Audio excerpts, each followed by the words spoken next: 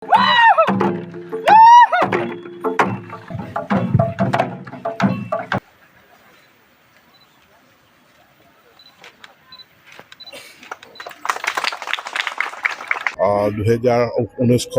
চনত তেখেতৰ মৃত্যু হৈছিল আৰু জীৱিত কালত তেখেতে গাৰোসকলক একত্ৰিত কৰি তেওঁলোকৰ মাটিৰ অধিকাৰ, তেওঁলোকৰ বনাঞ্চলৰ ওপৰত তেওঁলোকৰ অধিকাৰ আৰু ব্ৰিটিছৰ যি অন্যায় শাসন শোষণ আছিলে তাৰ বিৰুদ্ধে গাৰো সমাজক একত্ৰিত কৰি তেওঁ শান্তিপূৰ্ণভাৱে সংগ্ৰাম কৰিছিল, আন্দোলন কৰিছিল। আজি তেখেতক স্মৃতিত মই এই বাক্ৰাপুৰতে তেখেতৰ মৃত্যু হৈছিল, ইয়াতে তেখেতৰ সমাধি আছে।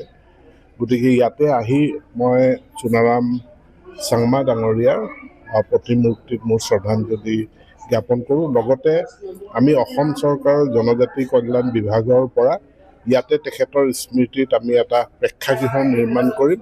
1 কোটি টকাৰ ইতিমধ্যে আবণ্টন দিয়া হৈছে। আজি মই সেই প্ৰেক্ষাগৃহটিৰ আধাৰশিলা স্থাপন কৰিম।